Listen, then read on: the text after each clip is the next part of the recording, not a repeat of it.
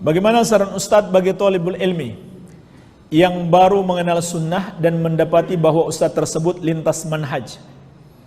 Bagaimana sikap kita sebagai thalibul ilmi? Selamatkan diri kita.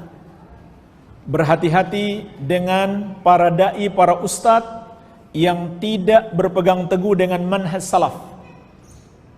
Bahkan ini adalah sebab kesesatan terbesar. Berguru kepada orang yang menyimpang, yang sesat.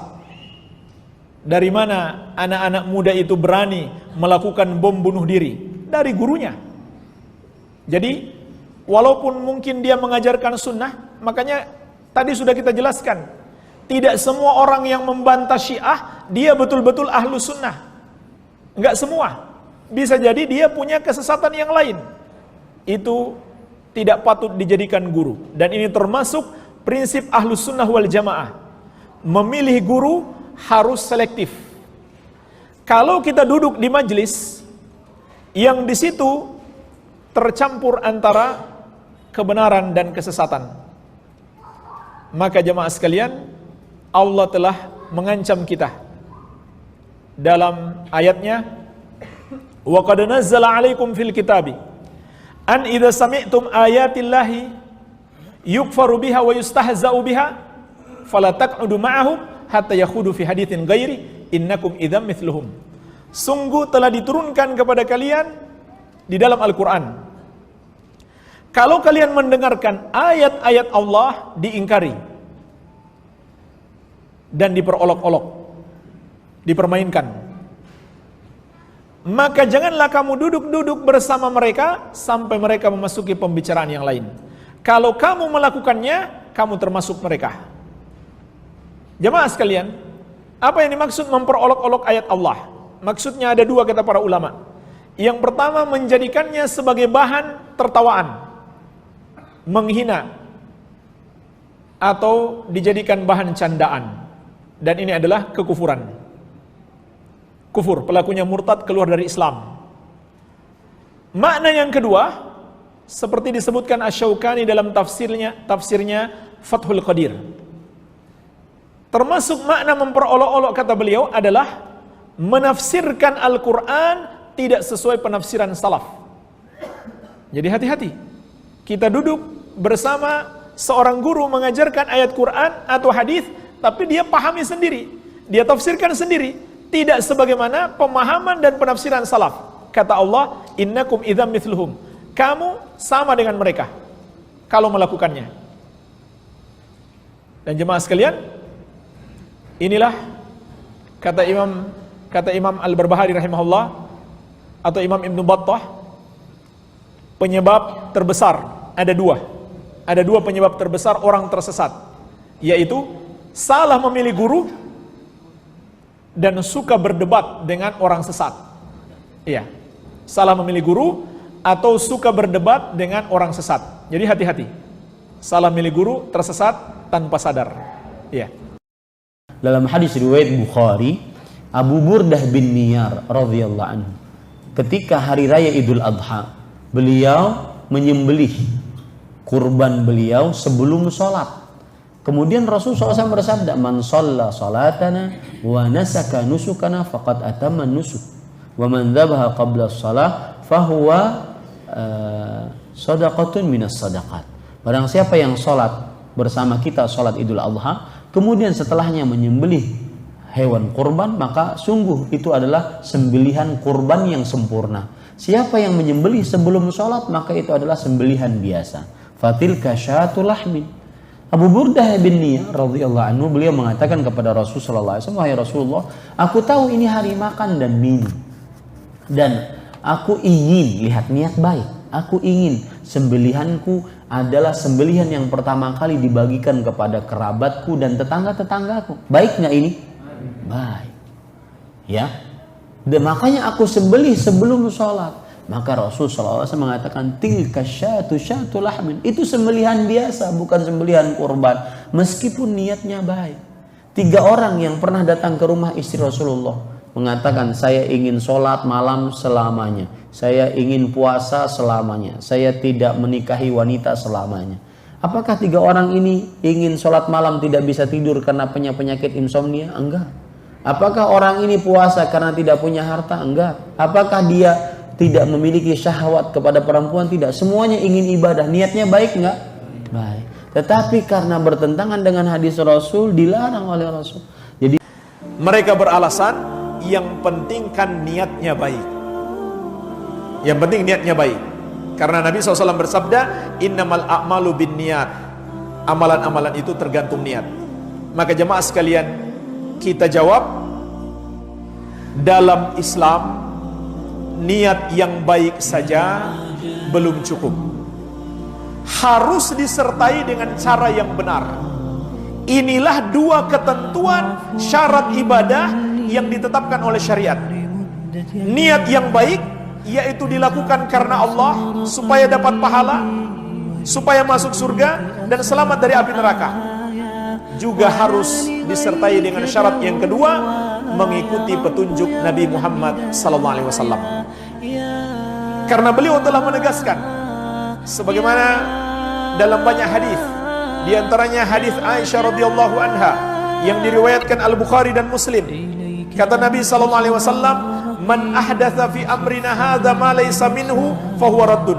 Barang siapa mengada-ada, membuat-buat dalam agama kami ini yang tidak berasal darinya, maka itu tertolak. Hadis ini menunjukkan walaupun niatnya baik, tapi itu hal yang baru dalam agama, maka itu tertolak. Dalam riwayat Muslim, man amila amalan laisa alaihi amruna fahuwa raddun. Barang siapa mengerjakan satu amalan tidak ada padanya petunjuk dari kami, maka amalan tersebut tertolak. Dan jemaah sekalian, inilah rahasianya mengapa 2 kalimat syahadat tidak terpisahkan. 2 kalimat syahadat terdiri dari 2 kalimat, namun Allah menetapkannya dalam satu rukun. Kenapa jemaah sekalian? Karena dalam 2 kalimat ini terkandung 2 syarat diterimanya ibadah. Syarat yang pertama ikhlas karena Allah semata-mata, itulah kandungan la ilaha illallah. Beribadah hanya kepada Allah dan beribadah hanya karena Allah. Menjauhi syirik besar maupun syirik kecil, riya. Kemudian syarat yang kedua adalah ittiba, meneladani Rasulullah SAW. Itulah kandungan Muhammadur Rasulullah. Makanya tidak terpisahkan. Sehingga kalau kita hanya memenuhi syarat yang pertama, ikhlas karena Allah atau niatnya baik, belum cukup. Harus dengan cara yang benar, mengikuti petunjuk Nabi Muhammad SAW. jadi niat sesuatu baik itu tidak membuat hal itu menjadi baik. Apalagi kalau niatnya sudah jelek. Yang niat baik saja tidak sesuai dengan tuntunan Rasulullah SAW, tidak sesuai dengan apa yang diinginkan oleh Allah, maka itu jelek. Walaupun baik tujuannya. Iya, pada waktu itu ada sebagian sahabat Rasulullah SAW yang mendatangi Rasul, yang mendatangi istri Nabi Muhammad SAW. Kemudian mereka bertanya bagaimana amalan Nabi SAW di rumah beliau. Iya, diceritakan oleh Aisyah radhiyallahu taala anha, Rasulullah salat malamnya begini, ini ibadah beliau dan seterusnya. Kemudian di antara mereka berkata, kalau seandainya Rasulullah beribadah modelnya seperti itu banyaknya, maka mulai sekarang saya tidak akan pernah tidur, saya akan terus sholat malam. Yang lain berkata, mulai sekarang saya akan terus berpuasa, tidak berbuka-buka. Yang lain berkata, saya akan terus membujang agar bisa fokus dengan ibadah. Ya, apa kata Nabi SAW? Apa kata Rasulullah setelah Aisyah menceritakan kepada Nabi SAW? Rasulullah SAW berkhutbah, ya, dan beliau berkata, man raghiba an sunnati falaysa minni. Barang siapa yang seseorang membenci sunnahku, dia bukan dari golonganku. Orang ingin sholat malam lebih banyak, tidak tidur-tidur. Iya, dia ingin puasa terus menerus, tidak berbuka. Ya, dia ingin fokus dengan ibadah, tidak menikah. Rasulullah mengatakan apa? Ya, man raghiba an sunnati, barang siapa yang dia benci dengan sunnahku. Nah, amalan yang dilakukan adalah amalan yang ada sunnahnya. Salat malam ada sunnahnya atau tidak? Ada. Puasa ada sunnahnya atau tidak? Ada. Ibadah yang banyak ada sunnahnya atau tidak? Ada. Tetapi ketika kadarnya melebihi dari apa yang dilakukan oleh Nabi Sallallahu Alaihi Wasallam, Rasulullah menyebutkan inilah orang yang membenci sunnahku. Nah, bagaimana lagi kemudian seseorang beramal dengan sebuah amalan yang tidak ada contohnya sama sekali? Kan begitu. Yang ada contohnya saja, tetapi dia menambah kadar apa yang telah dilakukan oleh Nabi, Rasulullah menghukumi sebagai orang yang membenci sunnah beliau. Nah, apalagi saya ulangi, orang-orang yang mengamalkan sesuatu yang tidak ada contohnya sama sekali. Kira-kira apa yang akan diucapkan oleh Nabi Sallallahu Alaihi Wasallam? Jadi menunjukkan kepada kita, ayyuhal hadirun wal hadirat li rahmati Allah, yang namanya ibadah, yang namanya amalan itu ya harus sesuai dengan Rasulullah dari ibadahnya itu sendiri. Ya, dan jumlahnya dan caranya. Karena Rasulullah tidak hanya menjelaskan kepada kita tentang suatu ibadah, kemudian kita diberikan kebebasan untuk melakukan apa saja. Tapi Rasulullah mengajarkan kepada kita sebuah ibadah, juga mengajarkan kepada kita caranya bagaimana, waktunya kapan, iya, bentuknya bagaimana. Bukan hanya sekedar zikirlah kalian. Udah, masing-masing orang bebas untuk berzikir dengan caranya. Iya, berselawatlah kalian, kemudian seseorang bebas untuk selawat semaunya. Berdoalah kalian, kemudian dia bisa menciptakan doa-doa apa yang dia inginkan. Tidak. Tapi hal yang dianjurkan oleh Rasulullah dari ibadah-ibadah itu semuanya harus ada contohnya. Di Sulawesi, di salah satu daerah di Sulawesi, itu ada seorang ustadz. Ini cerita langsung orang Sulawesi. Yang penduduk kampungnya itu kalau mau pergi haji, itu yang menyusun barang ke koper itu harus ustadz itu. Karena kalau tidak ustadz itu yang menyusun, nanti akan terjadi mara bahaya dalam perjalanan. Tapi kalau dia yang menyusun, aman. Itu ustadz sudah memposisikan dirinya sebagai Tuhan, sebagai Allah, sebagai Rabb. Dia sudah memproklamirkan dirinya yang menjaga keamanan ibadah haji, orang yang pergi berhaji. Dan masyarakat yang bahlulnya percaya aja. Percaya aja. Subhanallah. Orang yang tidak bertauhid, Pak, orang yang tidak bertauhid gampang ditipu. Di Kalimantan ada seorang kiai terkenal yang fotonya ada di mana-mana, di warung-warung. Kalau di sini ada foto Angku Saleh yang sudah meninggal, dia waktu hidup sudah nyebar fotonya. Lebih hebat daripada Angku Saleh. Angku Saleh waktu hidup nggak nyebar fotonya, Pak. Setelah dia meninggal baru fotonya di mana-mana dipajang orang. Tahu Angku Saleh, Pak? Yang miring-miring sedikit gitu. Foto Angku Saleh. Hah? Di rumah makan, enggak di rumah makan aja, sekarang udah nyebar di mana-mana. Kiai yang di Kalimantan lebih sakti dari Angku Saleh. Karena Angku Saleh fotonya baru menyebar setelah dia meninggal. Ini masih hidup dia udah nyebar fotonya di mana-mana. Dengan konsep seperti itu. Kalau foto itu dipajang di warung, warung jadi laris. Kalau dipajang di restoran, restoran jadi laris. Kemudian mara bahaya jauh dari ketika dia masih hidup sudah nyebar, Pak. Lebih sakti lagi secara ilmu manusia, lebih goblok lagi secara ilmu syariat.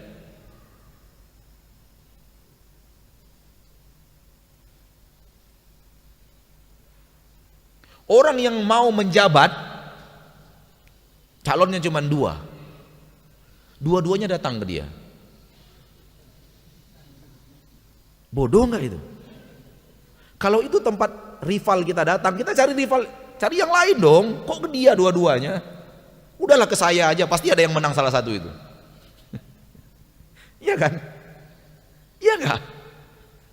Paham nggak antum maksud saya? Ngapain ke dia dua-duanya gitu?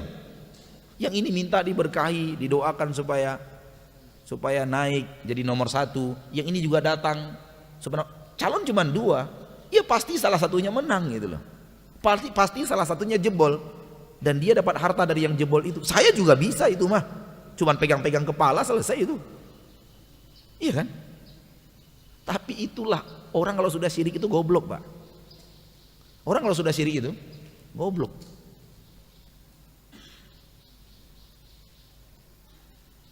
Orang Syiah saking gobloknya makan kotoran imamnya. Saking gobloknya. Orang Syiah saking gobloknya istrinya disuruh tidur sama imamnya. Saking gobloknya itu manusia seperti itu. Dan istrinya saja, anak-anak gadisnya diserahkan. Anaknya masih umur 4 tahun diserahkan.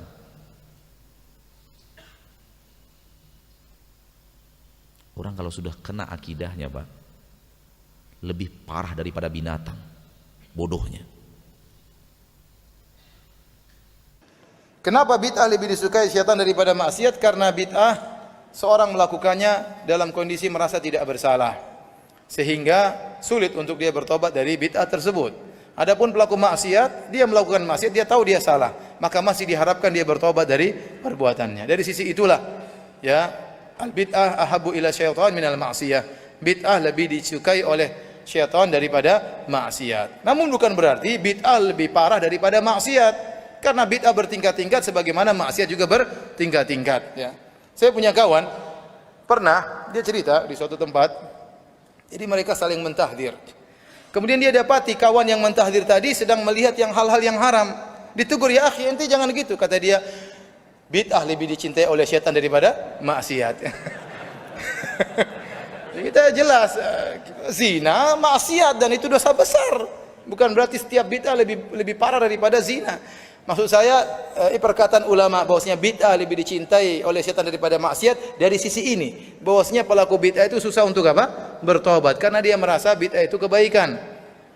Adapun pelaku maksiat sangat mungkin bertobat karena dia tahu itu adalah keburukan. Dari sisi ini bukan dipahami oleh sebagian orang setiap bid'ah lebih parah daripada maksiat. Itu enggak benar. Itu enggak benar.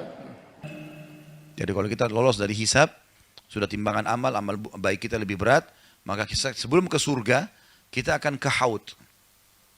Makanya Nabi SAW mengatakan dalam hadis lain, sesungguhnya aku akan mendahului kalian di haud dan menunggu kalian.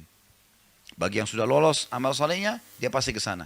Dan kata Nabi SAW, haudku seluas pandangan mata. Dan cantengnya, tempat-tempat wadah minumnya, bejana airnya, itu sebanyak jumlah bintang di langit. Miliaran jumlahnya. Siapa yang minum seteguk tidak akan pernah haus selamanya. Ketahuilah, haudku itu sumbernya dari surga Firdaus. Air itu keluar dari surga, diminum.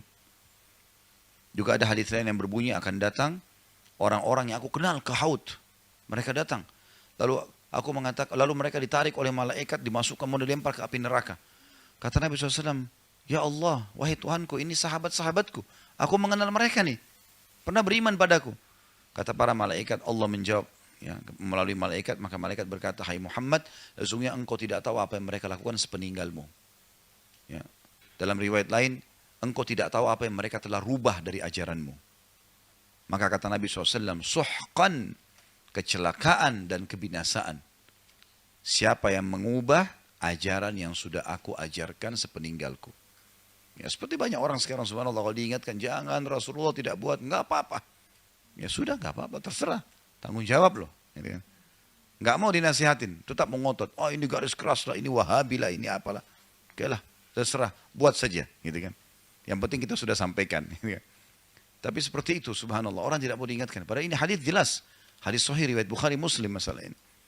Orang yang mengubah ajaran Nabi SAW akan ditolak oleh Nabi, ditolak oleh malaikat yang ditugaskan oleh Allah untuk menuju ke haud. Jadi Nabi itu akan menanti kita. Dan dia akan mengenali ketika orang keluar dari kuburnya. Ketika mereka digiring ke padang mahsyar. Kelihatan umatnya Rasulullah SAW dari bekas wudhu mereka. Ala, tapi Nabi mengingatkan kita. Ala, la yudhadanna rijalun an haudi kama yudhadul ba'ir. Abdal, nanti bakal ada saudara-saudaraku itu, kelompok-kelompok dari orang Islam itu yang dihalau dari telaga.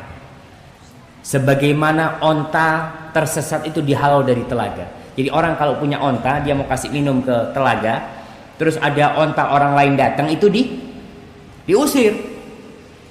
Karena bukan tempat dia ini. diusirlah karena telaganya onta itu. Akan terjadi itu. Dan ketika dihalau, Rasul sallallahu alaihi wasallam mengatakan, "Unadihim ala halumma." Ketika mereka diusir, Rasul tahu tuh ada bekas wudhu tuh. Mereka orang-orang Islam. Nabi memanggil mereka, "Ayo ke sini," kata dia. Dan dalam riwayat lain Rasul mengatakan, umatku mereka. Apa kata fayuqal, para malaikat mengatakan kepada Nabi, "Innahum qad baddalu ba'da." Mereka telah merubah setelah engkau meninggal. Agama Nabi sudah dirubah dengan mereka. Maka Rasul SAW mengatakan, suhqan, jauhlah. Al-Imam Nawawi ketika menjelaskan hadis ini, beliau menjelaskan salah satu bahaya bid'ah itu, kita bisa dihalau dari telaga Rasul SAW. Iya, kita wudhu, ada bekas wudhu, kita sholat, tapi ternyata kita membuat ajaran selain ajaran Rasul SAW. Kita membuat agama baru, kita tambah agama Rasul SAW dengan dalih kan baik. Dalihnya itu kan baik. Ini kan baik. Jadi, saya mau tanya, sholat subuh itu berapa rakaat? Kalau yang sehat-sehat, yang muda, binaraga, boleh nggak sholat 7 rakaat? Anak kuat Ustaz, anak pegang beban ini, Masya Allah, bisa 100 kilo anak angkat. Masa anak sholatnya sama yang kurus-kurus itu? Nggak sama lah, anak mau sholat 7 rakaat. Boleh nggak? Kan baik jamaah. Baik nggak?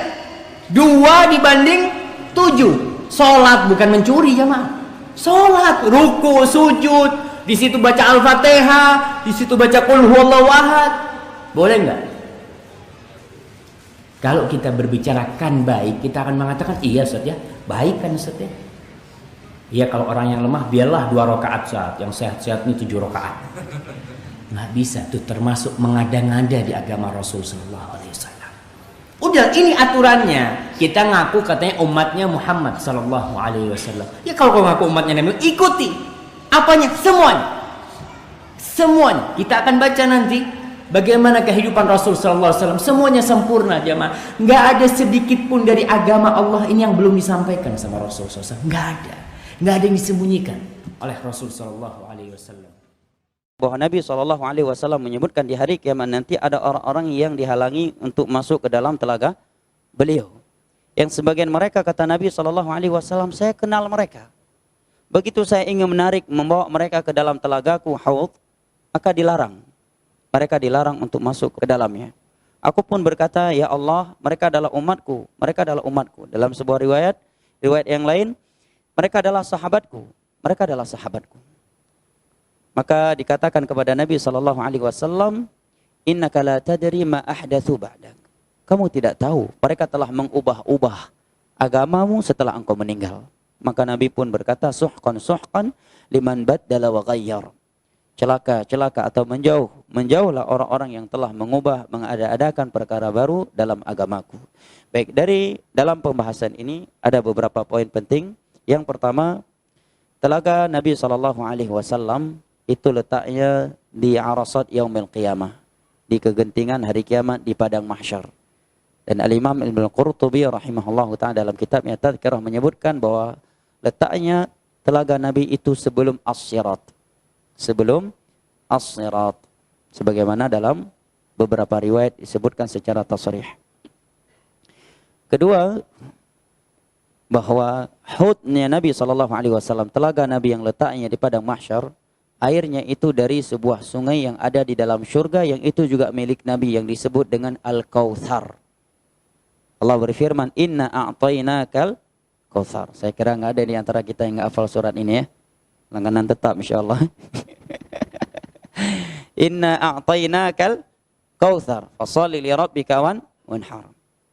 Nabi menyebutkan bahwa Al-Kautsar sebagaimana dalam beberapa riwayat yang sahih, naharun wa'adanihi Allah azza wa jalla fil jannah. Sebuah syurga, sebuah sungai yang Allah janjikan untukku di dalam syurga.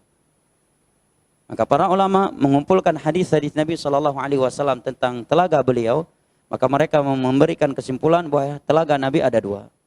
Yang pertama di padang mahsyar, yang kebanyakan hadis menyebutkannya dengan sebutan haud.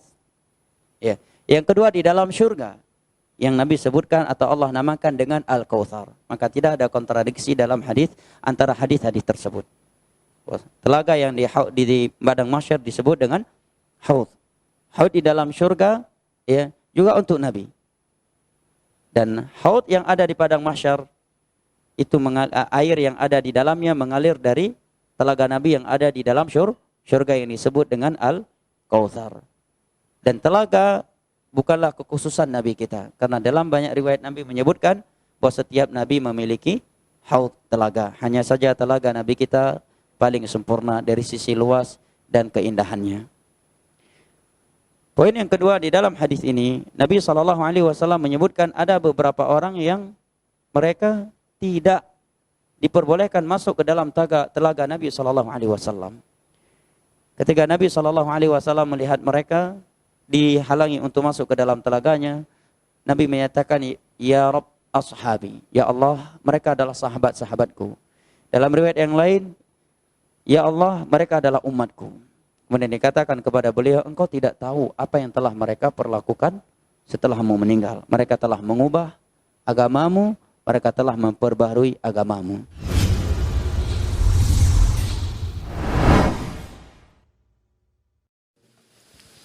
Sehebat apapun seseorang, sealim apapun seseorang, selama dia bukan Rasulullah sallallahu alaihi wasallam, maka ucapannya itu bisa diambil dan bisa ditolak.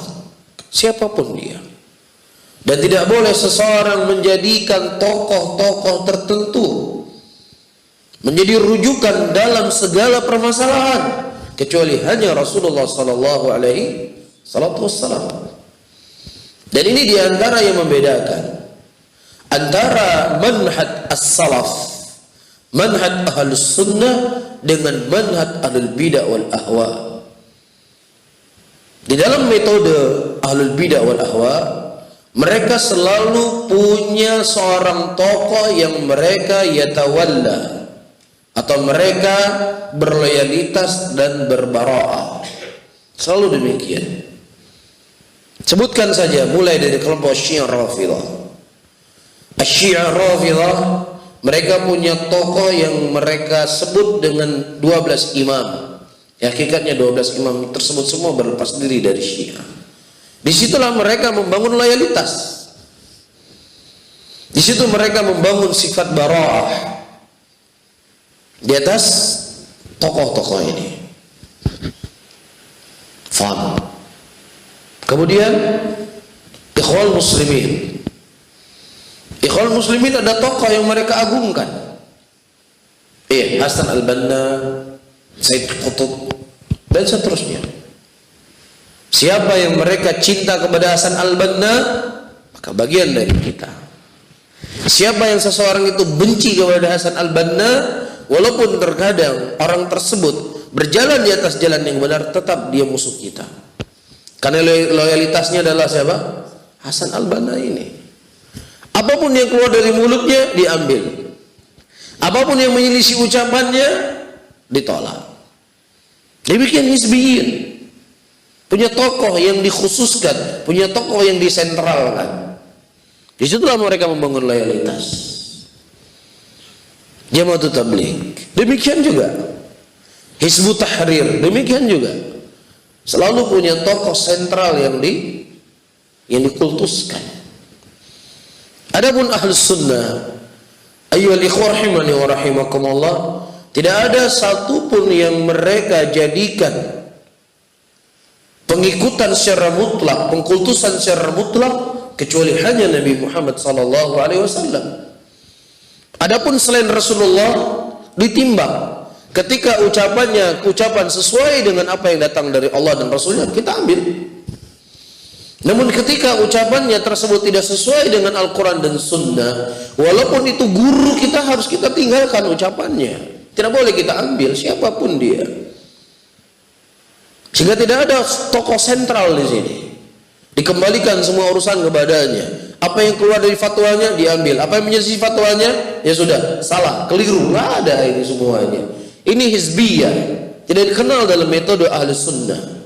Metode Ahlus Sunnah, Bisa saja syekh yang dekat dengan kita atau guru-guru kita, misalnya kita berguru dengannya, ketika dalam sebuah fatwa ternyata fatwanya menyelisih Al-Quran dan Sunnah, kita tidak perlu kita mengambil seorang syekh yang terkadang dia tidak pernah kita kenal, nggak pernah kita bermajlis dengannya, cuman fatwanya itu bersesuai dengan Al-Quran dan Sunnah, itu yang kita ambil, ini kita tinggalkan.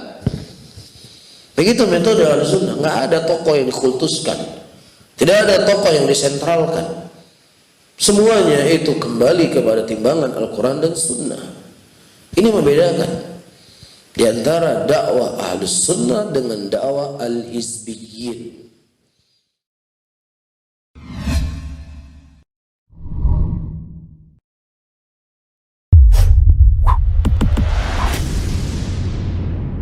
Ustaz, bagaimanakah hukumnya membungkukkan badan sebagai tanda bersikap sopan, hormat maupun ungkapan terima kasih kepada seorang tanpa maksud mengagungkan atau menyembah orang tersebut, Ustaz? Nah, iya, berkaitan dengan membungkukkan. Jadi membungkuk ini ada yang seperti ruku, yang itu nggak boleh. Jadi bentuk pengagungan yang seperti ruku. Jadi biasa kalau memang harus menunduk, bukan menunduk yang seperti ruku. Kemudian kalau kita lewat ya, ada orang yang ketika lewat memang dia seperti orang yang ruku berjalan. Maka nggak boleh. Terus bagaimana ketika kita melewatin orang? Ya kita izin.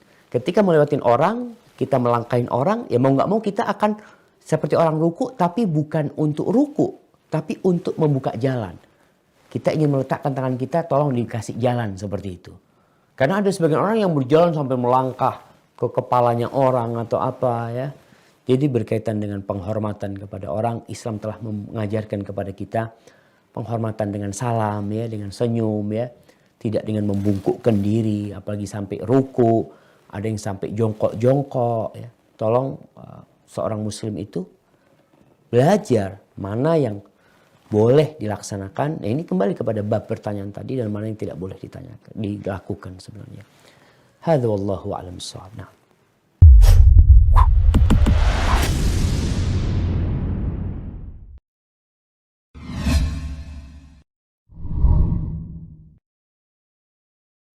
Bagaimana juga hukuman sungkeman kepada kedua orang tua? Lebih baik dihindari ya. Karena ada urusan tunduk, ruku ini yang memang gerakan ibadah hanya kepada Allah. Salaman sama orang tua boleh kita cium tangan, nggak masalah. Kalau tujuannya cium tangan, menundukkan kepala nggak masalah. Tapi kalau untuk menundukkan kepala sampai ke dekat kaki segala ini lebih baik dihindari. Karena pernah Muadz bin Jabal radhiyallahu anhu dalam hadis Bukhari pulang dari Yaman, ini dai-nya Nabi. Begitu tiba Nabi turun dari untanya dari Yaman, lihat Nabi SAW itu langsung turun dari unta, langsung sujud depan kaki Nabi.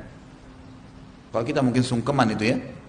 Kata Nabi SAW, kenapa Muadz kau lakukan? Ya Rasulullah, semua orang di Yaman kalau menokohkan satu orang, pasti dia lakukan ini. Kata Nabi SAW, tidak hai Muadz, kalau seandainya boleh orang sujud selain Allah, saya akan suruh istri sujud pada suaminya.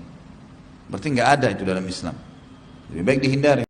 Hukum sujud kepada manusia dan selain manusia. Yang pertama, sujud kepada manusia ini dirinci.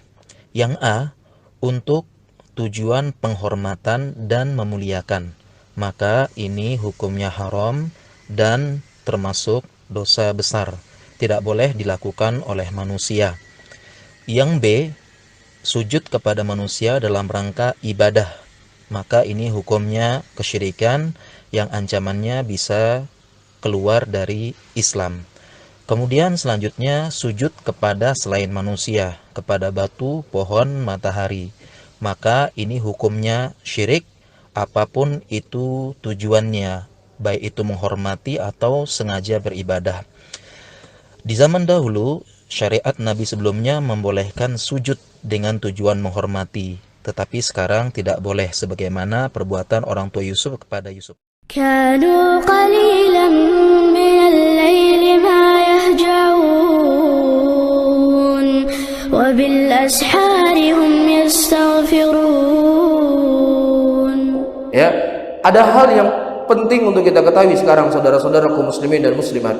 Ya, beraneka ragam cara terkadang digunakan oleh orang untuk memuliakan orang lain. Dan sudah menjadi adat dan kebiasaan di tempat kita di sini, kalau kita melewati orang-orang tua, ya, atau melewati segerombolan orang, kita selalu menundukkan apa? Badan kita. Ya, mohon maaf ya, nunduk seperti ruku. Ini perkara yang nggak dibolehkan Bapak dan Ibu-ibu. Ini perkara yang terlarang dalam agama. Yang pertama, ini menyerupai adat dan kebiasaan orang-orang kafir. Pada waktu itu ada seorang ulama datang ke istana Herkel atau istana yang lainnya, dan sudah menjadi kebiasaan mereka, siapa saja yang mereka ingin bertemu dengan raja, mereka harus menundukkan apa? Badan mereka, merukukan badan mereka. Dan ruku itu ibadah, dan ruku itu hanya untuk Allah, tidak boleh diberikan kepada yang lainnya. Kedua, para sahabat Rasulullah adalah orang yang paling memuliakan Nabi Muhammad SAW. Dan juga Rasulullah adalah orang yang paling memuliakan orang yang lebih tua dari beliau. Bahkan beliau mengatakan, "Laisa minna man lam yarham saghirana wa la yukir kabirana." Bukanlah bagian dari golongan kita orang-orang yang mereka tidak merahmati orang-orang kecil di bawah kita dan tidak memuliakan orang tua di kalangan kita. Dan tidak ternukilkan satu riwayat pun bersamaan cintanya para sahabat Nabi SAW kepada Rasulullah, dan bersamanya Rasulullah memuliakan orang yang lebih tua dari beliau, beliau merukukan badannya ketika melewati orang yang lebih tua dari beliau. Bahkan kita datang dalil Rasulullah melarang untuk kita membukukan badan kita sebagai bentuk memuliakan orang lain. Jelas ya? Nah, bukan begitu kita memuliakan orang lain. Ada cara dalam Islam bagaimana kita memuliakan orang yang lebih tua dari kita. Wallahu taala a'lam bishawab. Mungkin ini yang bisa saya sampaikan. Mudah-mudahan bermanfaat bagi saya sendiri dan juga buat hadirin dan hadirat semuanya. Saya akhiri, Allahumma shalli ala Muhammadin wa ala alihi wa ashabihi wa man tabi'ahum bi ihsanin ila yaumiddin. Wassalamualaikum warahmatullahi wabarakatuh.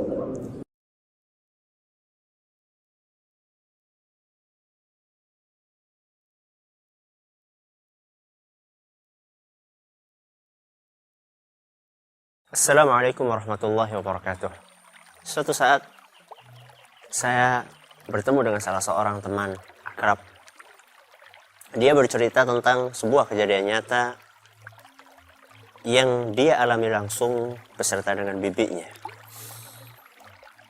Ceritanya suatu hari dia diajak oleh bibinya untuk berkunjung ke rumah salah seorang wali dalam tanda kutip. Sesampainya di sana, tamu putri dan putra dipisah. Tamu putra duduk sendiri di sebuah ruangan dan tamu putri duduk sendiri di sebuah ruangan.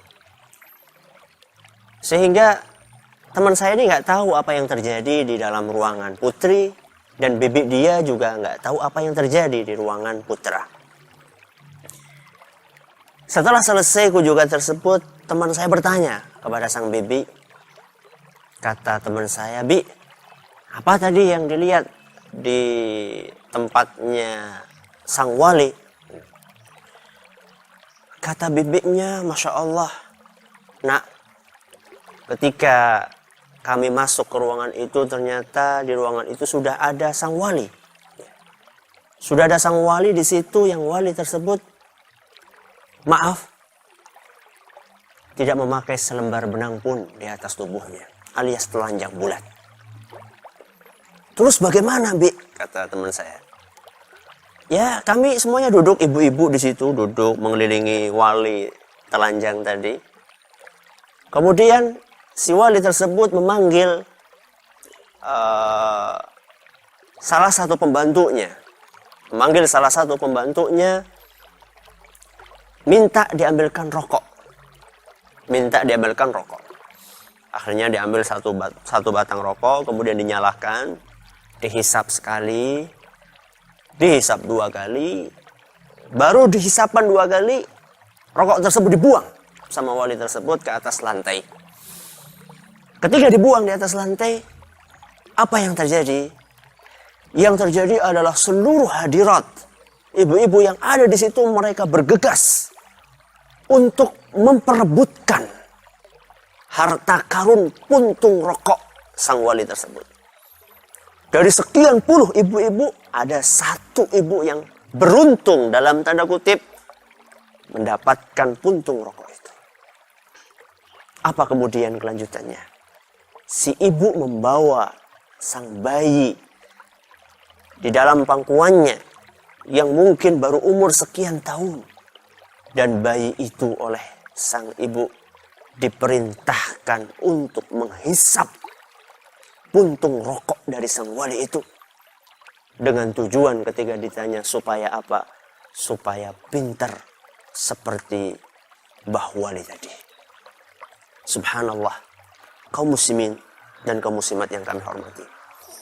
Begitulah kita melihat fenomena orang-orang yang berusaha untuk ngalap berkah, untuk mendapatkan berkah dari wali atau dari kiai atau dari orang yang ditokohkan, siapapun dia. Maka kita perlu melihat, kita perlu mempelajari, kita perlu mengkaji.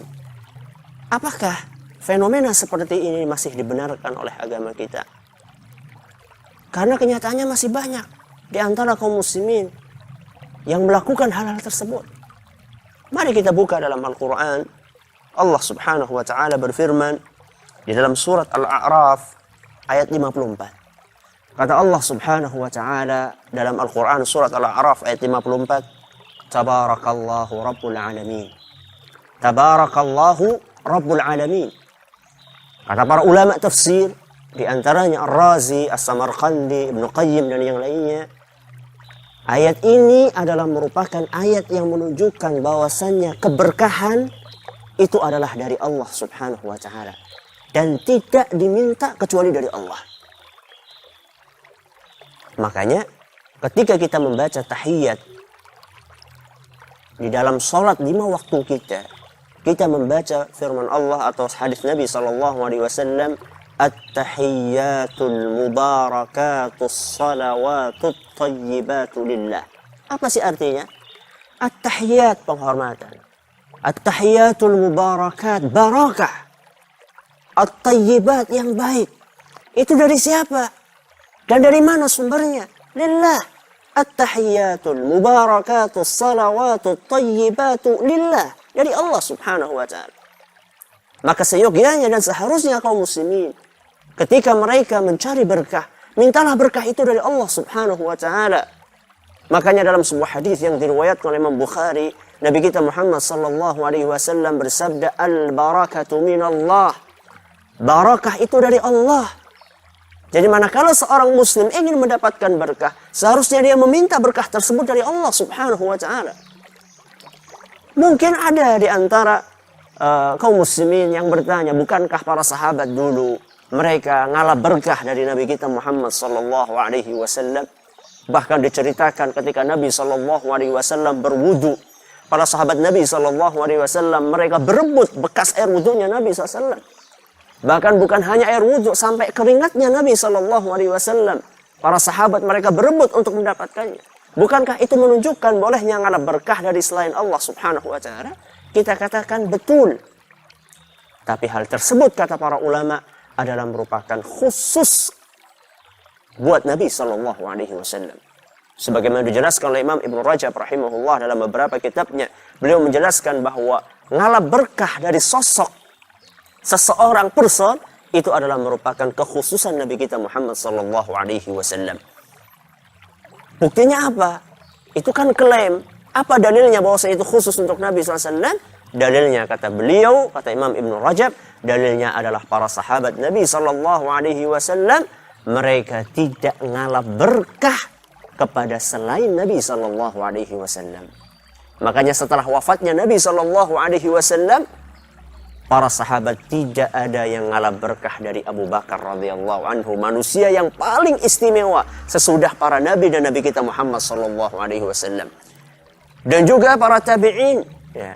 Para tabi'in mereka juga tidak ngalap berkah dari para sahabat Nabi sallallahu alaihi wasallam. Dan ini menunjukkan bahwasannya analogi berkah, mengkiaskan, mencari berkah dari Nabi kita sallallahu alaihi wasallam kemudian dianalogikan kepada orang-orang saleh sesudah mereka, itu bukanlah sesuatu yang bisa diterima oleh para sahabat Nabi sallallahu alaihi wasallam. Sehingga kalau Anda ingin mendapatkan berkah, mintalah dari Allah Subhanahu wa taala. Niscaya kehidupan Anda akan senantiasa diliputi keberkahan. Semoga yang sedikit ini bermanfaat. Wallahu taala a'la wa a'lam. Assalamualaikum warahmatullahi wabarakatuh. Suatu hal yang masyhur di tengah kehidupan kaum muslimin,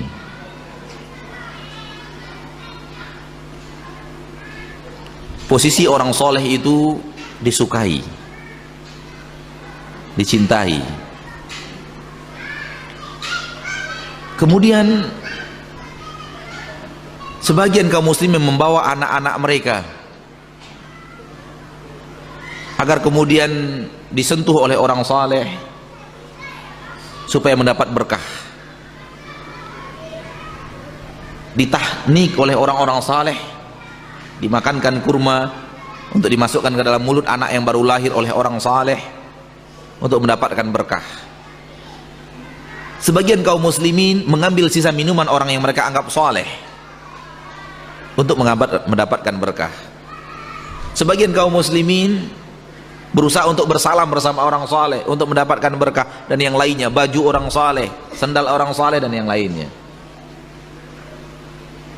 Ketika kita tegur mereka, kita mengatakan ini tidak benar. Mereka berdalil dengan apa yang dilakukan para sahabat kepada Rasulullah sallallahu alaihi wasallam. Coba lihat dalilnya, sunnah Rasulullah. Ya akhi, antum melarang kita. Para sahabat berebut air, sisa air wudhu Nabi sallallahu alaihi wasallam. Para sahabat berebut mengambil rambut Nabi sallallahu alaihi wasallam. Bahkan Nabi ketika cukur rambut di Amul Hudaybiyah, perang Hudaybiyah, Nabi suruh bagi-bagikan kepada sahabat rambut saya ini. Tidakkah para sahabat berebut untuk bersalaman bersama Rasulullah? Tidakkah ketika Rasulullah SAW mengeluarkan dahak lalu kemudian beliau muntahkan dahak itu dipegang oleh para sahabat, digosokkan ke tangannya, mengambil berkah? Ya akhi, apa yang ente larang? Kenapa ente mengatakan ini salah? Hadis Nabi SAW dan amalan para sahabat kepada Nabi SAW. Adakah dalil yang lebih hebat daripada perbuatan Nabi dan perbuatan para sahabat kepada Nabi SAW? Bingung kita. Dalilnya kuat dan hadis-hadisnya sahih. Lihat jelinya ayat Al-Quran, tegasnya Allah. Lihat standarisasi pemahaman para sahabat. Ada sesuatu yang mereka kurang jeli di sini. Kita tidak mengingkari sahabat melakukan itu kepada Rasul kita tercinta Muhammad sallallahu alaihi wasallam, karena Rasul kita adalah orang yang penuh dengan berkah, dan itu tidak ada khilaf. Rasul kita Muhammad SAW manusia yang hidup penuh dengan berkah, manusia terbaik, sehingga keringatnya diambil oleh sahabat untuk dijadikan parfum, karena keringat Nabi SAW harum. Dan banyak cerita tentang berkah-berkah yang para sahabat saling berebutan mengambil sisa air wudhu dan yang lainnya. Itu tidak kita ingkari, dalil-dalil itu tidak kita, itu sahih dan thabit. Namun saudara kita itu tidak jeli apa yang terjadi setelah Rasul meninggal. Apakah tradisi pergi ke orang soleh dengan cara yang mereka lakukan kepada Nabi sallallahu alaihi wasallam tetap mereka pelihara dan mereka lakukan kepada orang soleh setelah Rasulullah meninggal? Ada Abu Bakar, dan Abu Bakar ini manusia terbaik setelah Nabi Muhammad sallallahu alaihi wasallam. Mari lihat sejarah para sahabat. Apakah para sahabat yang melakukan itu kepada Rasul setelah Rasul meninggal, mereka melakukan hal yang sama kepada Abu Bakar, kepada Umar, kepada Utsman, kepada Ali bin Abi Thalib, kepada Hasan dan Husain cucu Nabi tercinta sallallahu alaihi wasallam, kepada Abbas paman Nabi kita tercinta Muhammad sallallahu alaihi wasallam, Abdullah bin Abbas sepupu Rasul kita tercinta SAW. Apakah para sahabat melakukan hal itu kepada orang-orang soleh di zaman mereka atau tidak? Terbukti tidak. Apa yang mereka lakukan kepada Rasul, mereka tidak lakukan kepada Abu Bakar, mereka tidak lakukan kepada Umar, mereka tidak lakukan kepada Utsman. Tidak ada bukti sejarah bahwa mereka melakukan itu kepada manusia-manusia soleh ini, kepada Ali bin Abi Thalib radhiyallahu anhu wa arda. sahabat Nabi yang mulia, yang kita dan siapapun manusia di permukaan bumi akan mencintai dia, namun cinta yang tidak berlebihan, cinta yang hak, bukan cinta yang gulu dan berlebihan, sehingga menjadikannya lebih mulia daripada Abu Bakar dan Umar dan Uthman. Padahal Ali bin Abi Thalib sendiri menyatakan Abu Bakar dan Umar lebih mulia daripada dirinya.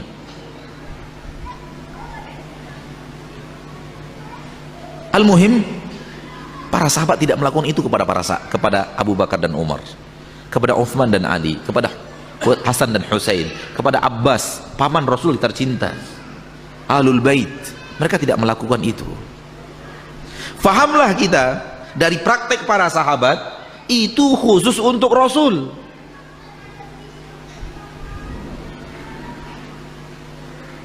Fahamlah kita, pemahaman saudara kita tadi salah. Karena mereka melakukan kepada orang yang mereka anggap soleh berdalil dengan perlakuan para sahabat kepada Nabi. Padahal itu khusus milik Nabi. Kalau itu milik seluruh orang soleh, pasti para sahabat melakukannya kepada Abu Bakar setelah Rasul meninggal. Pasti para sahabat melakukannya kepada Umar setelah umat Abu Bakar meninggal. Pasti para sahabat dan tabi'in akan melakukannya kepada Uthman setelah Umar meninggal. Pasti mereka melakukannya kepada Ali bin Abi Thalib setelah Uthman meninggal. Dan begitu seterusnya, ada Zubair bin Awam, ada Abu Hurairah, ada Anas bin Malik, ada Abdullah bin Mas'ud, ada kaum yang sangat banyak orang-orang soleh yang dijamin surga. Para sahabat tidak melakukan itu kepada mereka. Bukti pemahaman di tengah para sahabat itu khusus untuk Nabi Muhammad sallallahu alaihi wasallam. Ketika kita melakukan sekarang, kita katakan ini tidak benar. Mereka berdalil dengan hadis. Kita pun tahu hadis itu, bukan kita tidak tahu hadis itu. Akan tetapi bukti pemahaman dari pemahaman para sahabat itu khusus untuk Rasul Muhammad sallallahu alaihi wasallam, Rasul kita tercinta, Nabi kita yang mulia. Sedangkan Abu Bakar, Umar, Uthman, Ali, Zubair bin Awam, Talha bin Ubaidillah, Abu Ubaidah bin Jarrah, Sa'ad bin Abi Waqqas, Abdullah bin Zubair, orang-orang yang dijamin surga oleh Allah, mereka tidak lakukan itu kepada para sahabat yang telah dijamin surga. Orang soleh yang kita anggap soleh sekarang, demi Allah belum ada jaminan surga. Belum ada jaminan surga. Siapapun orang soleh yang kita anggap soleh di permukaan bumi, yang paling soleh di permukaan bumi manusia yang kita anggap, kita wajib meyakini belum ada jaminan surga untuk orang ini. Karena bisa saja menurut kita soleh dan dia benar-benar soleh di sisi Allah. Dan bisa sebaliknya, menurut kita saleh, ternyata di sisi Allah dia adalah orang yang paling dibenci oleh Allah subhanahu wa ta'ala. Gak ada bukti otentik bahwa dia adalah pasti orang saleh dan pasti penduduk surga. Sementara Abu Bakar dan Umar pasti, Muhajirin dan Ansar pasti. Namun lihat kaum muslimin tidak melakukan itu kepada mereka. Lahir pemahaman yang keliru karena tidak melihat bagaimana praktek amalan yang dilakukan oleh para sahabat Rasulullah sallallahu alaihi wasallam. Bismillahirrahmanirrahim. Assalamualaikum warahmatullahi wabarakatuh. Kaum muslimin dan kaum muslimat yang saya cintai dan saya muliakan, rahimani wa rahimakumullah. Disebutkan oleh para ulama dalam pembahasan akidah seperti dalam kitab Tauhid dengan syarah-syarahnya, bahwa di antara bentuk kesyirikan adalah at-tabarruk, melahap berkah kepada suatu benda atau jasad manusia tanpa dalil yang dibenarkan dalam syariat ini, seperti melahap berkah kepada pohon-pohon yang diyakini sebagai pohon keramat, atau melahap berkah kepada sisa air minum, jasad, tangan orang yang dikatakan alim atau wali Allah Jalla wa'ala. Dan itu merupakan salah satu kebiasaan kaum musyrikin di masa Nabi sallallahu alaihi wasallam. Allah berfirman di dalam surat An-Najm ayat ke-19, afara'aitumul lata wal uzza. Al-lata telah datang riwayat dalam Sahih Bukhari bahwa sebagian mereka para sahabat, sebagian ulama salaf menyatakan bahwa al-lata dari kata al-lata, dia adalah seorang lelaki yang saleh yang suka membuat adonan roti kemudian membagi-bagikannya untuk jamaah haji. Tatkala dia meninggal, maka mereka iktikaf di atas kuburannya dan mengkeramatkan kuburannya. Maka Allah mengingkari perbuatan mereka tersebut dengan firman-Nya, afara'aitumul lata wal uzza. Demikian juga Nabi sallallahu alaihi wasallam.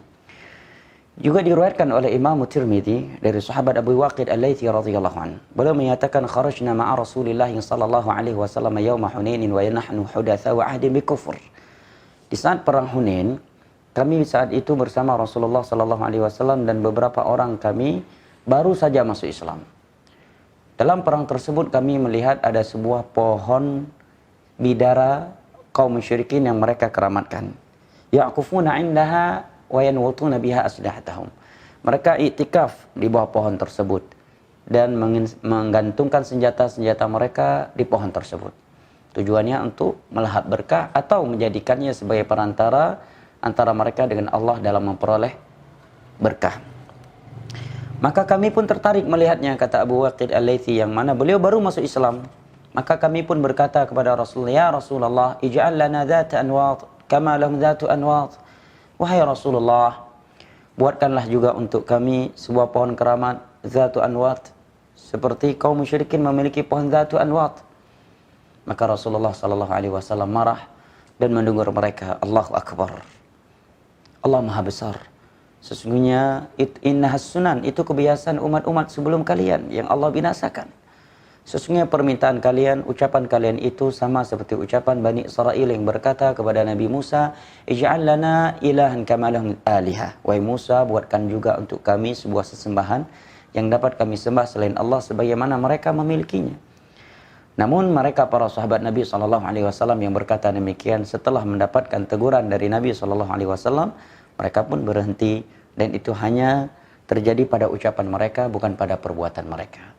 Dari hadis Abu Waqid Al-Laitsi di atas menerangkan kepada kita bahwa merupakan kebiasaan kaum musyrikin di zamannya Rasulullah SAW suka mengkeramatkan pepohonan, tempat-tempat tertentu, kemudian mereka iktikaf dan menggantungkan senjata-senjata mereka di tempat tersebut. Kemudian Nabi SAW ketika ada beberapa sahabat yang baru masuk Islam meminta hal yang demikian, beliau memarahi dan mengingkari mereka. Maka mereka pun berhenti dari permintaan tersebut. Demikian juga di masa Umar bin Khattab radhiyallahu anhu dikatakan oleh seorang ulama tabi'in yang bernama Nafi' dalam riwayat Imam Ibn Abi Syaibah bahwa Umar bin Khattab radhiyallahu anhu memotong dan menebang sebuah pohon yang mana pohon tersebut disebutkan di dalam Al-Quran karena terjadi bai'at ridwan di bawahnya dan turunnya sakinah kepada Nabi dan para sahabatnya di bawah pohon tersebut. Di masa Umar ditebang pohon tersebut.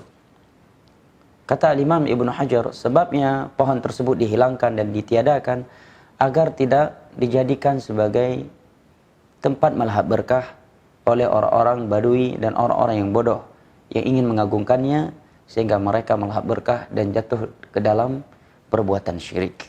Ya. Maka melahap berkah kepada sesuatu atau jasad manusia itu tidak boleh kecuali jasad mereka, para nabi dan para rasul. Itu memang berkah. Ludah mereka, air liur mereka, sisa minum mereka, rambut mereka. Oleh karena itu didapatkan dalam beberapa riwayat yang sahih para sahabat Nabi saling rebutan sisa air wudhu Nabi SAW. Mereka bertabarruk kepada keringatnya Nabi SAW, kepada rambut beliau. Adapun selain beliau maka tidak boleh dilakukan. Ya. Oleh karena itu mereka, para sahabat Nabi, para tabi'in tidak pernah melakukan hal yang sama pada Abu Bakar, Umar, Utsman, Ali dan Utsman, Utsman, Ali dan sahabat-sahabat yang lainnya. Mereka adalah orang-orang yang paling saleh. Mereka adalah wali Allah yang paling tinggi. Tetapi tidak ada satupun manusia di masa itu yang melahap berkah kepada rambut Abu Bakar, kepada tangan Abu Bakar, kepada sisa minum Abu Bakar, kepada pakaian bekas Abu Bakar. Ya. Bahkan tidak ada satupun manusia di masa itu yang melahap berkah pada tanah kuburan Nabi SAW yang terkubur di dalam kamarnya Aisyah. Aisyah sendiri tidak mengambil berkah dari tanah kuburan tersebut karena beliau tahu itu perbuatan syirik. Adapun pada jasadnya Rasulullah SAW, maka itu khususan beliau sebagai Rasul, sebagai Nabi yang tidak layak kita lakukan hal yang sama pada selain beliau. Ya. Hari-hari ini terkadang kita dihebohkan dengan sikap beberapa orang yang mungkin orang menganggapnya sebagai alim, bertabarruk dengan katanya rambutnya Nabi atau kain kelambunya Nabi. Maka kita katakan kalau rambut Nabi itu dipastikan adalah rambut Nabi, maka ada beberapa sahabiah yang mengambil berkah. Kan tetapi antara kita dengan Nabi sudah lebih dari 1000 tahun yang lalu. yang tidak mungkin rambut itu masih sisa. Apalagi dengan kelambu kuburan Nabi, yang itu bukan buatan Nabi dan para sahabatnya. Di masa Nabi, kuburan beliau tidak berkelambu. Di masa para sahabatnya, para tabi'in, tabi'ut tabi'in juga demikian. Ya. Kemudian siapa yang membuat kelambu kuburan Nabi tersebut? Adalah orang-orang yang datang belakangan. Ya. Maka melahap berkah dari kain tersebut adalah bentuk kesyirikan. Karena kita telah menjadikannya sebagai sebab kebaikan, yang itu bukanlah sebab kebaikan secara syar'i. Sisi kesyirikannya, kita telah memposisikan diri kita seakan-akan sejajar dengan Allah dalam menentukan sebuah perkara itu sebagai sebab keberkahan tanpa dalil dari Al-Quran dan hadis. Ya. Karena keberkahan itu semata-mata milik Allah Jalla wa'ala. Tabarakalladzi biyadihil mulku wa huwa ala kulli syai'in qadir. Maka tidak benar melahap berkah kepada kelambu kuburannya Nabi SAW. Yang pertama, Nabi tidak punya kelambu, kuburan Nabi tidak berkelambu. Ya. Andai kata ada kelambunya, maka itu buatan manusia. Kalau buatan manusia, berarti kita melahap berkah kepada sesuatu benda yang Allah dan Rasulnya tidak menyatakan itu sebagai sumber berkah. Masjidil Haram, Ka'bah, sesuatu yang berkah, tetapi tidak ada anjuran untuk melahap berkah pada bangunannya. Tetapi berkahnya adalah kita melakukan amalan-amalan yang anjurkan di sisinya. Sebagai contoh, dalam riwayat Al-Imam Al-Bukhari bahwa Umar bin Khattab radhiyallahu anhu ketika mencium Hajar Aswad, beliau menyatakan, "Inni la'alam annaka hajar la tanfa' wa la tadur, walaula anni ra'aitu Rasulullah sallallahu alaihi wasallam yaqabbiluka ma qabbaltuk." Kata Umar bin Khattab, "Wahai Hajar Aswad, aku tahu kamu ini benda mati, hanya sebatas batu. Kamu tidak bisa mendatangkan kebaikan dan kejelekan. Andai kata aku tidak melihat Rasulullah sallallahu alaihi wasallam menciummu ketika tawaf, niscaya aku tidak menciummu." Ini menerangkan kepada kita bahwa keberkahan pada tempat-tempat yang dimuliakan oleh Allah seperti Ka'bah, masjid atau orang saleh adalah keberkahan amalan, bukan zatnya. Tatkala kita melakukan amalan-amalan yang dianjurkan padanya, maka kalau kita ingin mendapatkan keberkahan orang saleh adalah dengan kita belajar ilmu agama kepadanya, belajar akhlak, mengikuti akhlak yang mulianya, bukan dengan melahap berkah pada air sisa minumnya atau dengan mencium tangannya. Walaupun hukum asal mencium tangan orang yang mulia tidak mengapa kalau tujuannya beradab, bukan tujuannya untuk melahap berkah.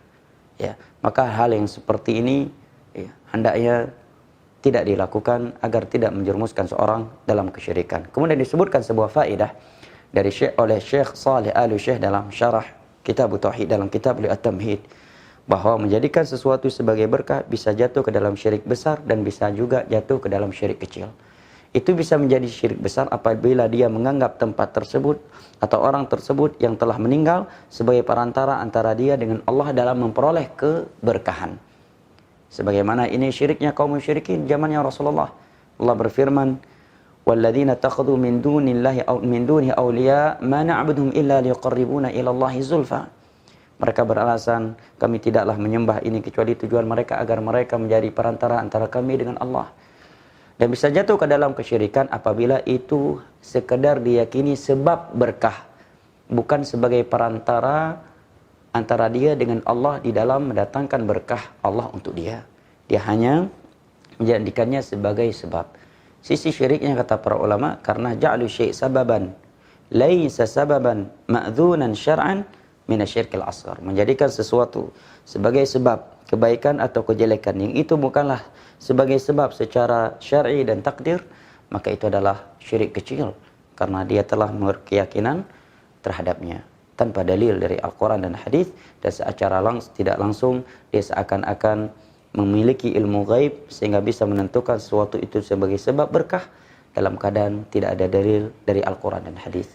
Semoga yang sedikit ini bermanfaat, dan yang terakhir, jangan terkecoh dengan perbuatan orang-orang yang dianggap wali Allah dalam hal ini. Barakallahu fikum, wassalamualaikum warahmatullahi wabarakatuh. Adapun yang tidak datang ditolak, bukan Nabi yang menolak, tapi ada malaikat yang menolak mereka. Jadi Rasulullah SAW menunggu, ana faratukum alal haud, aku menunggu kalian, aku lebih dahulu di telaga, di padang mahsyar. Ya, Nabi menunggu umatnya yang kehausan di bawah terik matahari untuk minum dari telaga Nabi SAW. Tiba-tiba ada orang yang Nabi kenal, Nabi sudah tunggu, ternyata mereka diusir. Maka Nabi berkata, ummati ummati, dalam riwayat usayhibi usayhibi. Ya Rasul, ya Allah itu umatku umatku, ya Allah itu sahabat sahabatku. Maka malaikat berkata, innaka la tadri ma ahdatsu ba'dak. Kau tidak tahu apa yang mereka adakan setelah meninggalnya engkau. Innahu qad ghayyaru wa baddalu. Sungguhnya mereka telah merubah ajaranmu dan telah mengganti ajaranmu. Ya. Jadi siapakah yang tertolak dari telaga Nabi sallallahu alaihi wasallam? Di antaranya orang-orang yang murtad, ya. Di antaranya kata para ulama orang yang merubah ajaran Nabi, yang melakukan bid'ah-bid'ah yang besar seperti bid'ah Qadariyah, bid'ah Khawarij, bid'ah Syiah dan yang lainnya, ya. Ini dijelaskan oleh Al-Qurtubi, yaitu yang dimaksud mereka adalah orang-orang yang melakukan bid'ah-bid'ah akidah yang benar-benar anggap merubah ajaran Nabi sallallahu alaihi wasallam, ya. Mereka tertolak dari telaga Nabi sallallahu alaihi wasallam karena mereka tidak puas dengan ajaran Nabi. Mereka mengadakan apa?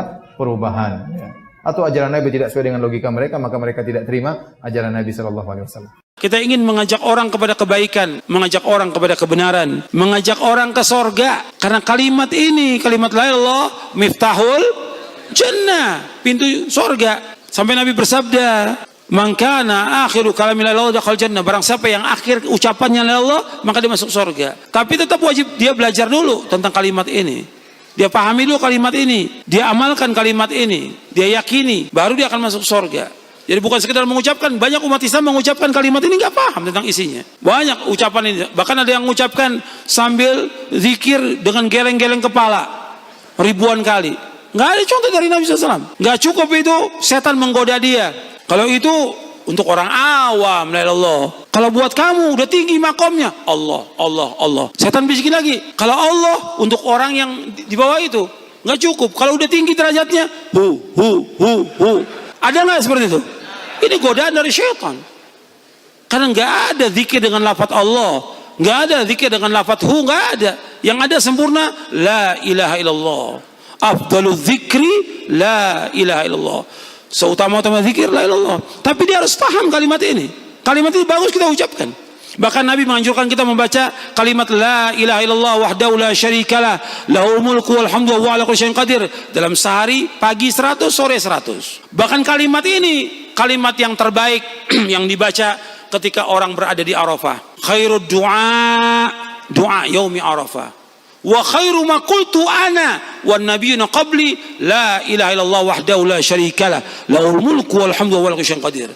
Sebaik doa di hari Arafah. Ketika orang berada di Arafah, dan sebaik-baik yang aku ucapkan dan para nabi sebelumku mengucapkan kalimat la ilaha illallah wahdahu la syarikalah lahul mulku wal hamdu wa huwa ala kulli syai'in qadir. Maka antum biasakan mengucapkan kalimat ini.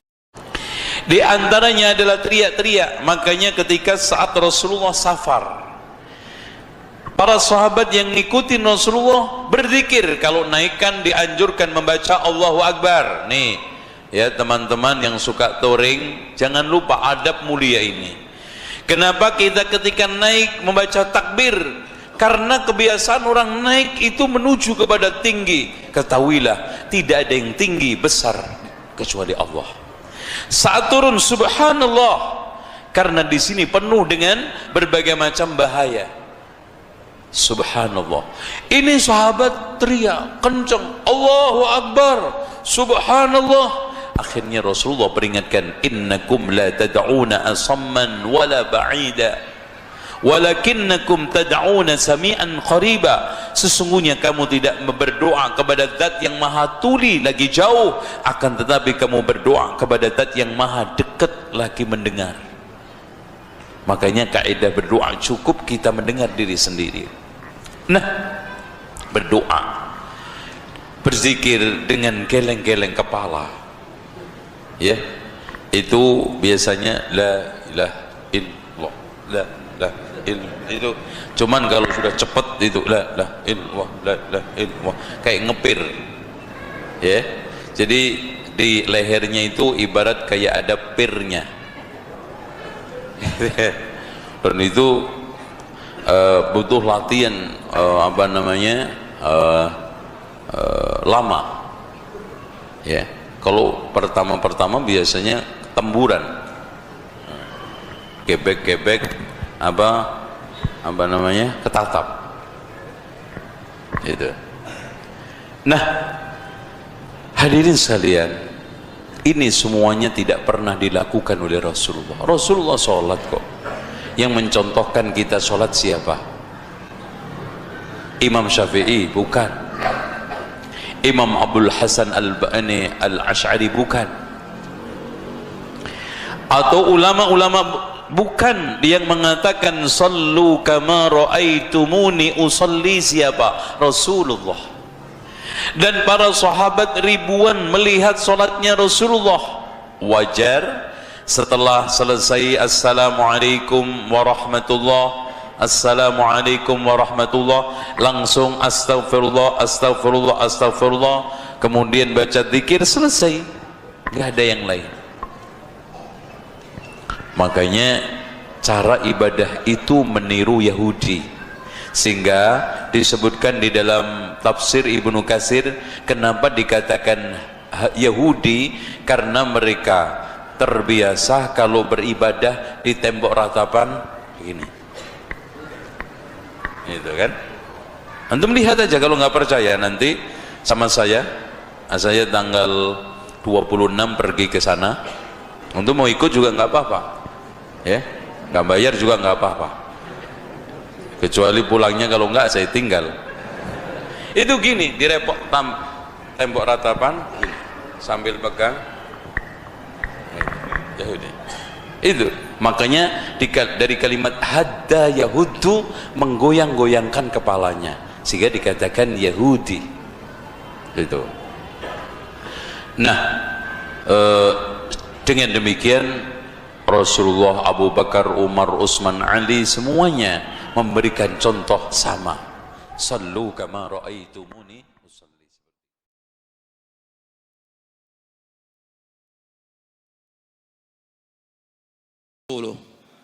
Prinsip utama dalam agama, usuluddin, semua telah dijelaskan oleh Nabi SAW. Siapapun tidak berhak untuk mengadakan sesuatu yang baru, yang tidak ada contoh sebelumnya, apalagi sampai mengatakan hal tersebut bagian dari agama.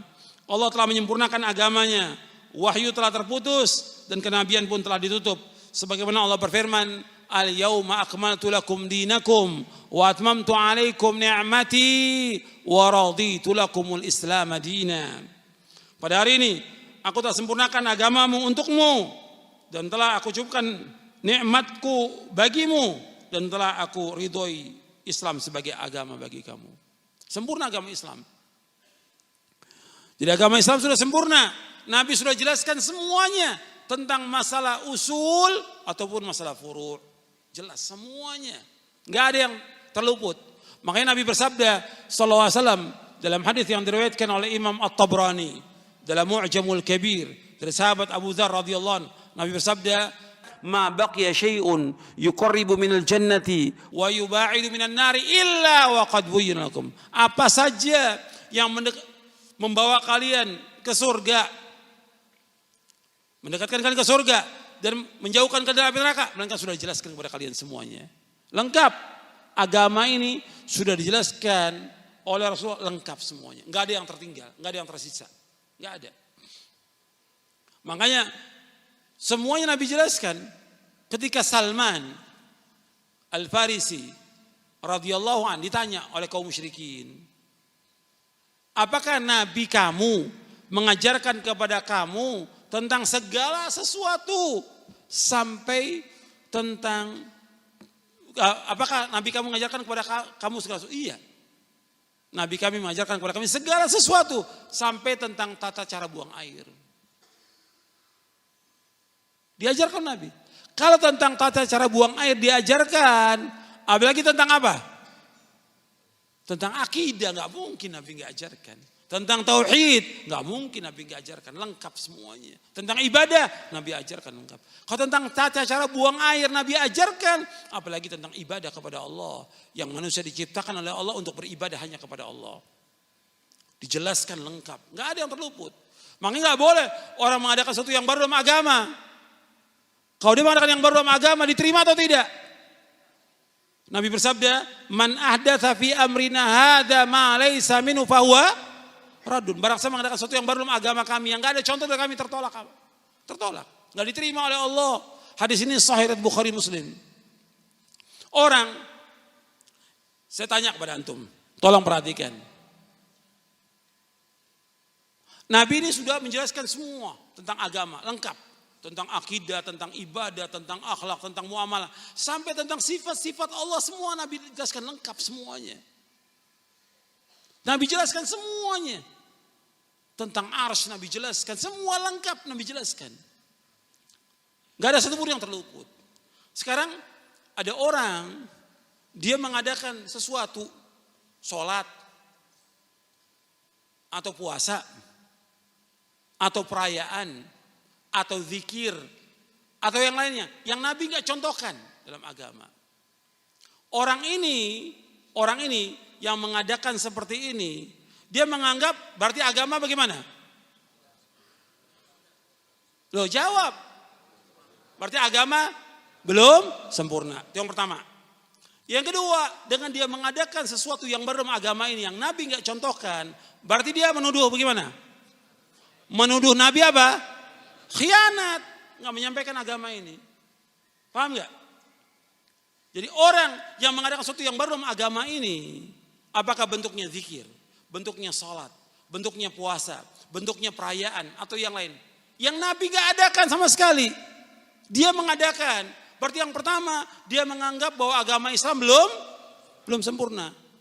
Bertentangan nggak dengan ayat? Ayat mengatakan al-yauma akmaltu lakum dinakum wa atmamtu alaikum ni'mati wa raditu lakumul Islam madina. Pada hari ini aku telah sempurnakan bagimu agamamu, aku telah cukupkan nikmatku atasmu, dan aku ridho Islam menjadi agama.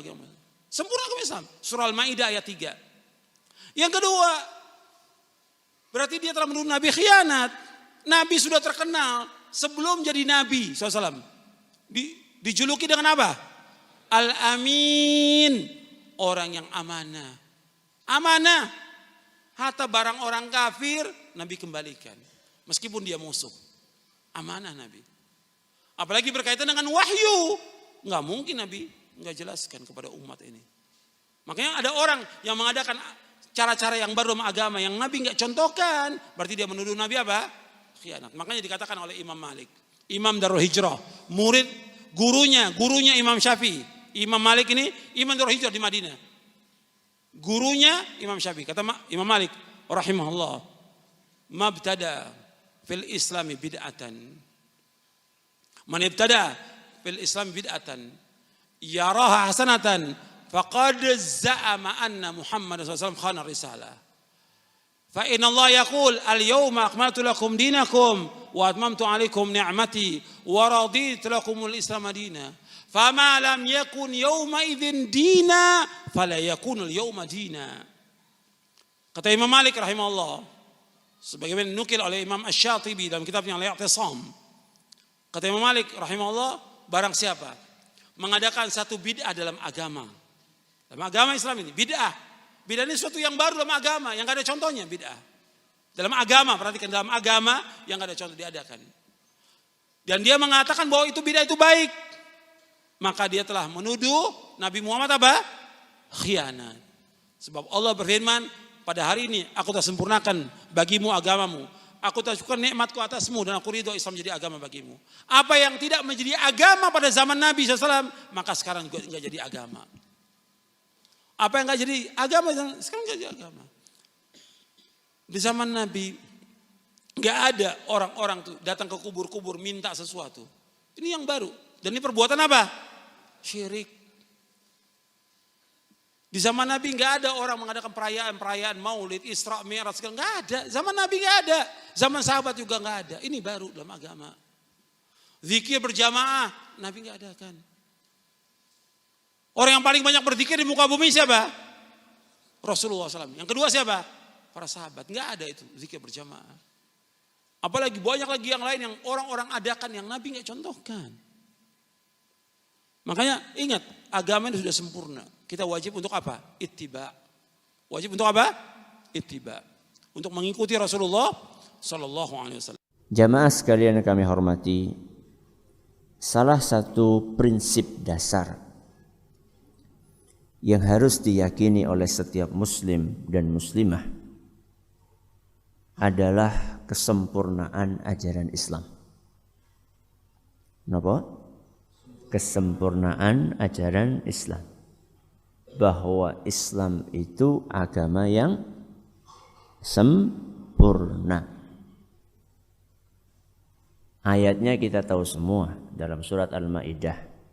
Al-yauma akmaltu lakum dinakum wa atmamtu alaikum ni'mati wa raditu lakumul islama dina.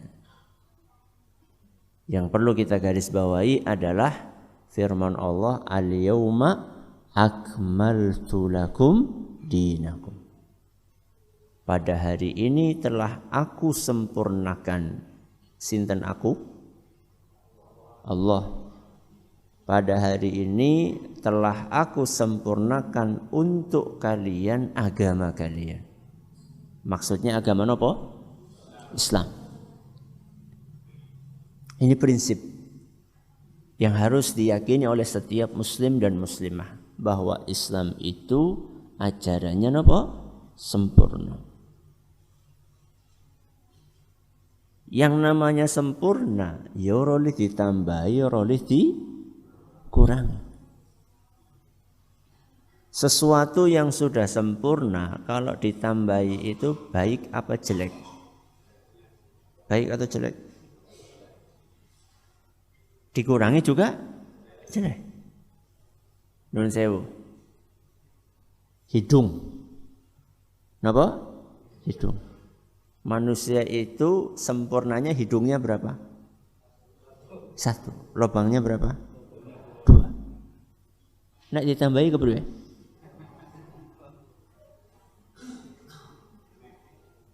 Aneh toh? Hidungnya jadi berapa?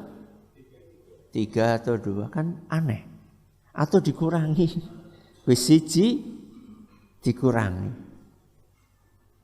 Itu konsekuensi dari kesempurnaan ajaran Islam. Bahwa karena Islam itu ajaran yang sempurna, maka tidak boleh apa? Ditambahi, tidak boleh dikurangi. Sebagaimana dijelaskan oleh Ibnu Abbas radhiyallahu anhuma dalam tafsir At-Tabari saat membawakan ayat tadi, surat Al-Maidah. Tapi banyak di antara kita mungkin sudah tahu bahwa Islam itu agama sempurna. Namun kenyataannya dalam keseharian kita sering tidak menggunakan ajaran Islam. Ada sebagian orang berpemahaman bahwa Islam itu hanya mengatur urusan kita di masjid. Ajaran Islam itu hanya ngatur urusan sholat, puasa, zakat, haji. Kemudian ketika dia keluar dari masjid, dipikir bahwa dia itu sudah tidak diatur lagi oleh Islam. Itu pemahaman yang benar atau yang keliru? Keliru. Ada sebagian orang mau diatur oleh Islam saat sholat, tapi tidak mau diatur oleh Islam saat berpolitik. Salah. Ya. Ada sebagian orang mau diatur oleh Islam ketika puasa, ketika berbisnis nggak mau diatur oleh Islam. Salah.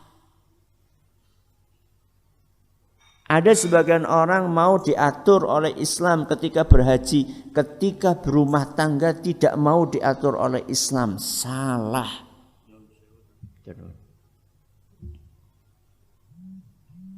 Islam itu ajarannya apa? Sempurna. Yang namanya sempurna berarti ajarannya mencakup seluruh apa? Aspek kehidupan. Seluruh aspek kehidupan kita diatur oleh Islam. Salatnya diatur, napa malih? Puasane diatur, napa malih? Zakate diatur. Zikire diatur napa mboten? Diatur. Aja zikir sekarepe dhewek. Ya. Ini bisa bahasa Jawa toh? Katanya sudah perbatasan.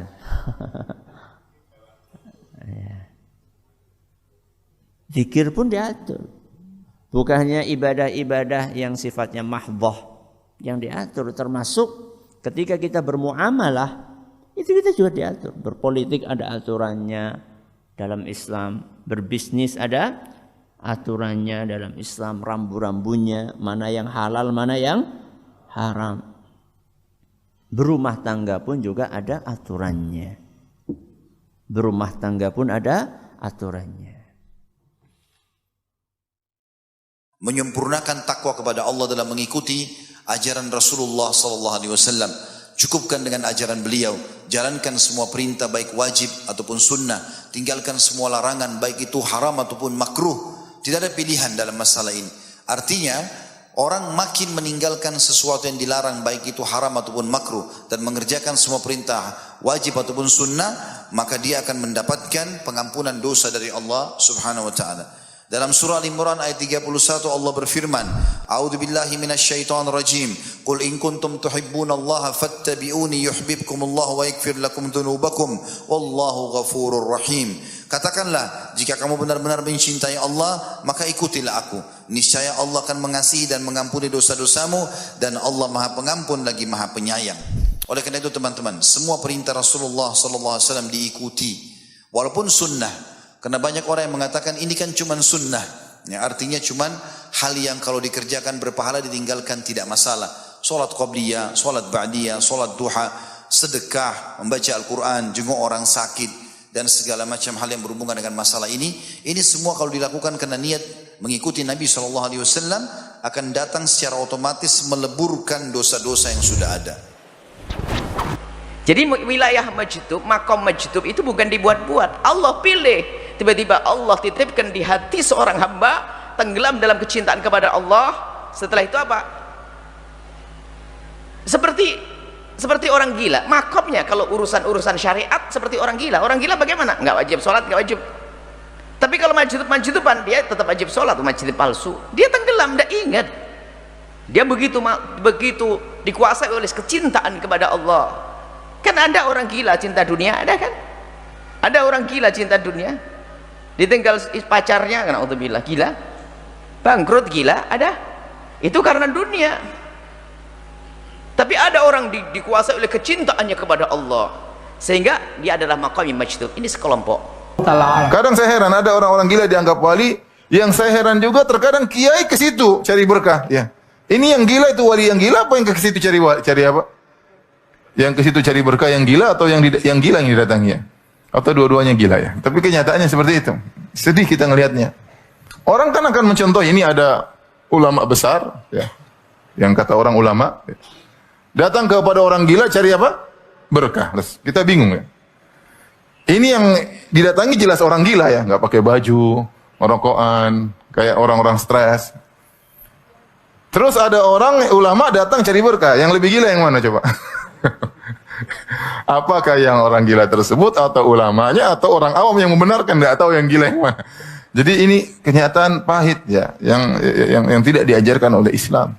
Itu membayangkan kalau ada agama lain lihat oleh Islam kayak begini, orang paling top begini hasilnya. Iya tidak? Wali kan tingkatan tinggi wali. Siapa yang tingkatan paling tinggi adalah Rasul, kemudian Nabi, kemudian wali. Wali itu tingkatan paling tinggi selain para Nabi. Ternyata wali modelnya seperti ini.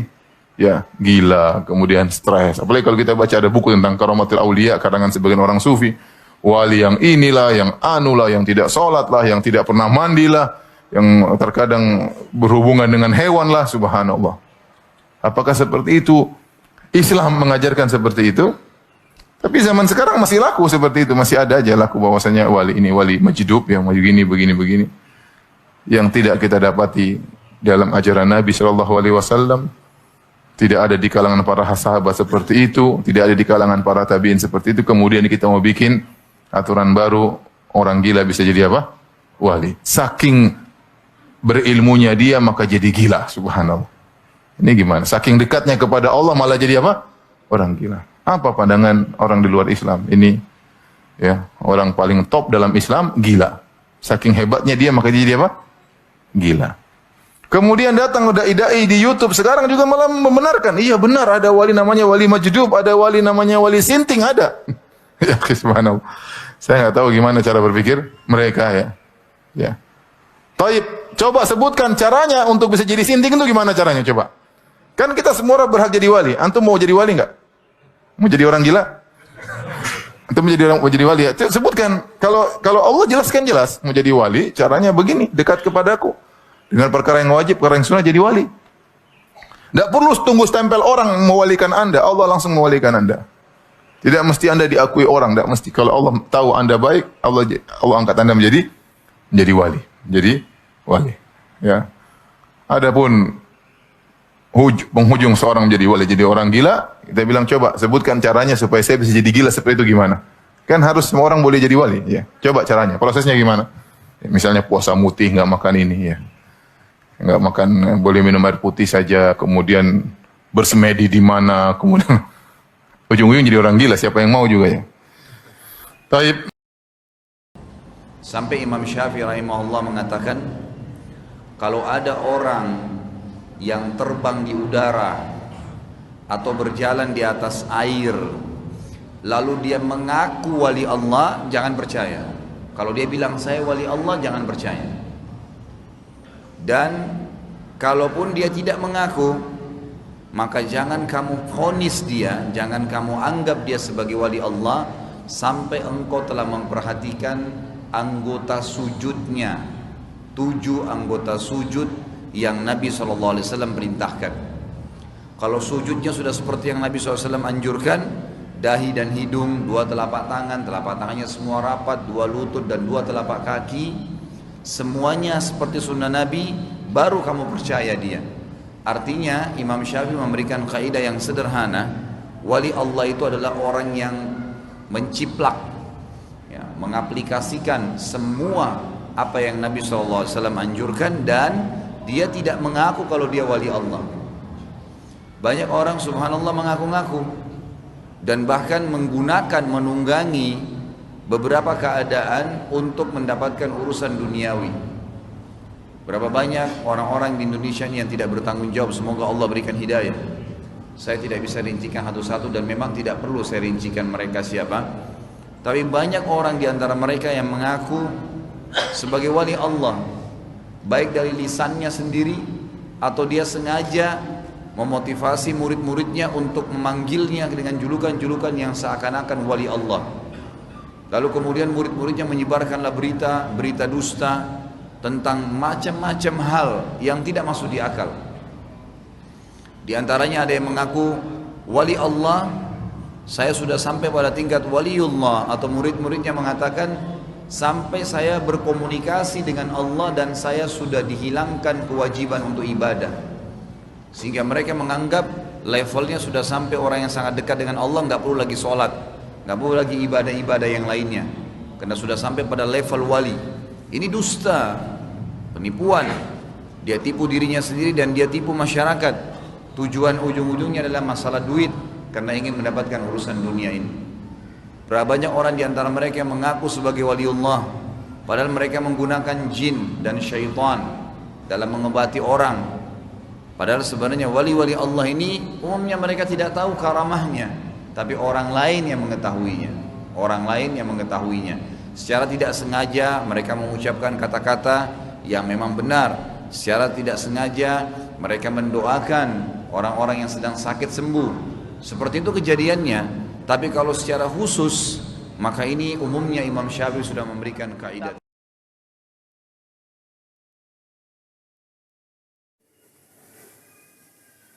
Bagaimana dengan pendapat wali Allah nggak perlu sholat karena jiwanya sudah sholat? Waduh. Saya mau tanya sama antum, mana yang lebih tinggi, wali atau Rasulullah? Rasulullah sholat nggak, Pak? Sholat, beliau sholat tahajud sampai kakinya itu pecah-pecah. Sampai-sampai Aisyah berkata, ya Rasulullah, kenapa engkau lakukan itu sementara engkau kan sudah diampuni dosamu yang telah lalu maupun yang akan datang? engkau kan sudah dijamin masuk surga ya Rasulullah. Kata Rasulullah apa? Afala akunu abdan syakura? Tidak bolehkah aku menjadi hamba yang bersyukur, Aisyah? Sampai pecah kakinya, bayangkan. Ini nggak mau sholat. Alasannya apa? Oh, saya udah wali. Jiwa saya sholat selalu. Ajaib, Pak. Ajaib. Iya. Makanya Allah mendefinisikan wali itu siapa dalam surat Yunus ayat 62 itu. Ala inna awliya Allahi la khawfun alaihim wa la hum yahzanun alladzina amanu wa kanu yattaqun. Ketahuilah, wali-wali Allah itu nanti tidak akan merasa takut, tidak pula bersedih hati. Siapa mereka wali Allah? Yaitu orang yang beriman dan bertakwa. Berarti wali dalam Al-Quran adalah setiap orang yang beriman dan bertakwa. Kalau orang yang nggak sholat, beriman dan bertakwa enggak. Maka pemahaman sangat salah. Dan insya Allah nanti kita akan bahas pada poin yang ke-8 tentang masalah siapa yang maksum dari umat Islam. Pada pertemuan yang akan datang insya Allah. Iya.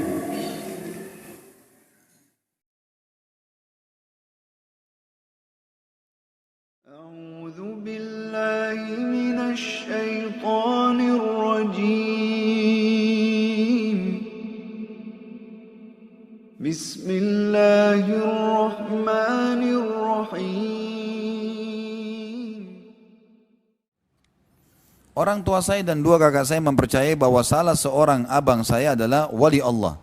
Sampai dia mengatakan kalau kewajiban sholat isya sudah gugur. Dia bisa bertemu dengan para nabi. Sudah mendengar suara Allah. Masya Allah. Bahkan pernah melihat arsy-Nya Allah. La ilaha illallah. Apa yang harus saya lakukan, Ustaz? Saya sudah pernah sampaikan kalau itu adalah wali syaitan. Tapi mereka menentang dan tetap mempengaruhi saya untuk percaya. Jangan percaya.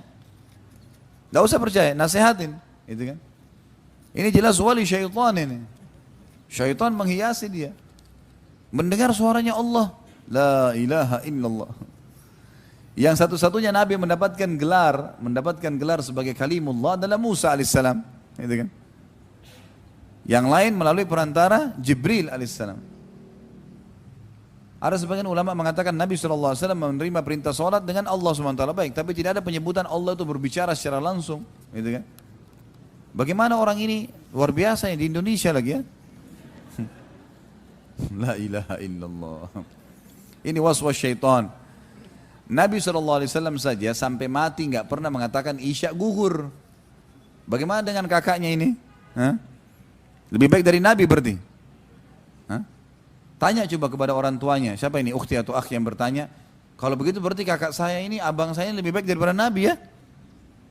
Kenapa bisa ya kan Nabi saja sampai mati sholat isya. Kok bisa dia gugur sholat isyanya ini? Ini waswas syaitan nih, menghiasi buat mereka. Pernah ada seorang waliullah yang memang betul-betul waliullah dulu, ulama tabi'in masyhur dengan ibadahnya. Disebutkan orang ini lagi sholat malam, kemudian tiba-tiba di temboknya keluar cahaya terang. Lalu keluar suara. Suara itu bilang apa? Hai Muhammad, namanya Muhammad. Hai Muhammad, saya sudah tahu keikhlasanmu beribadah kepada aku, maka sekarang aku gugurkan sholat buat kamu. Tidak usah kamu sholat lagi. Dia bilang, dalam sholat saya mengatakan, A'udzubillahi minasyaitonirrajim, maka hilang itu. Hilang itu cahaya, hilang itu suara. Lalu waktu dia ceritakan sama teman-teman bilang, dari mana kau tahu dari syaitan? Dia bilang, Nabi saja meninggal tidak pernah gugur sholat buat beliau, kenapa saya tiba-tiba dapat gugur sholat ini? Masa saya lebih baik daripada Nabi? Mustahil. Itu kan? Itu mustahil. Terus kemudian ini mendengar suara Allah, kemudian melihat arsy-Nya Allah. La ilaha illallah. Arsy Allah ini gimana cara? Subhanallah. Naha sallallahu alaihi wasallam anil ghulu fi ta'zimil qubur bil bina'i 'alaiha wa israjiha wa tajsisiha wal kitabati 'alaiha. Rasulullah sallallahu alaihi wasallam melarang kita berlebihan dalam masalah pengagungan kepada kuburan, ya. Kapan orang itu dianggap berlebihan dalam masalah penghormatan, pengagungan terhadap kuburan? Ketika dia tersebut membangun kuburan, di atasnya kubah, di atasnya monumen, kemudian dikasih lampu-lampu, kemudian dicat, dimarmerin, ya, kemudian ditulis namanya, kapan lahir, kapan meninggal. Nah, ini khawatirnya, takutnya dengan orang melakukan ini, subhanallah, bisa menjatuhkan dia ke dalam kesyirikan. Ya, dalam Islam, ketika kita menguburkan mayit itu, sudah dikubur, maka tanahnya itu boleh ditinggikan cuma sekedar satu gundukan saja, sejengkal. Sejengkal kita hitung, ya, kemudian kita gunduk tanah tersebut. Kemudian baru dikasih tanda, boleh dengan batu ataupun papan, tanpa menulis nama kita yang meninggal dunia itu, ya, tanpa menulis jabatan terakhir kita pada saat kita meninggal dunia tersebut, tanpa membuat, ya, monumen-monumenan atau rumah-rumahan atau apa, ya, yang berkaitan dengan keramik-keramikan, tidak boleh yang demikian. Dilarang oleh Nabi sallallahu alaihi wasallam. Nah, ketika seseorang membuat itu kuburan sangat istimewa, dibikin kubah, ya, kemudian dikasih bunga-bungaan, kemudian ditulis dengan tulisan-tulisan nama dia atau berkaitan dengan sesuatu dengan dia, nah, ini bisa berbahaya nanti. Ada sebagian orang awam yang nantinya akan mengagungkan itu kuburan, dan itu kesyirikan, menyekutukan Allah Jalla wa'ala. Dan itu banyak terjadi di sekitar kita. Datang ke kuburan syekh ini, syekh itu, subhanallah, orang Yahudi, orang Nasrani dilaknat oleh Allah Jalla wa'ala, dikarenakan mereka itu terlalu berlebihan dalam masalah pengagungan terhadap kuburan-kuburan orang soleh mereka. Sampai-sampai kuburan tersebut dijadikan seperti masjid, dijadikan sebagai tempat peribadahan. Dan itu kita lihat di masyarakat kita. Datang ke kuburan, mencari wangsit dengan ahli kubur tersebut, berdoa dengan ahli kubur tersebut, punya hajat dengan si ahli kubur tersebut, karena menganggap bahwasanya ini kuburan yang istimewa. Subhanallah, kalau kita katakan berdoa hanya kepada siapa? Allah Jalla wa'ala. Meminta sesuatu berkaitan dengan nikmat dan rizki hanya kepada siapa? Allah Jalla wa'ala. Sampai-sampai saking luar biasanya pengagungan terhadap kuburan, mereka membangun masjid di kuburan tersebut. Kita lihat kan?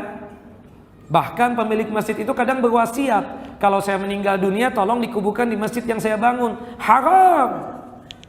Tidak boleh yang demikian. Subhanallah.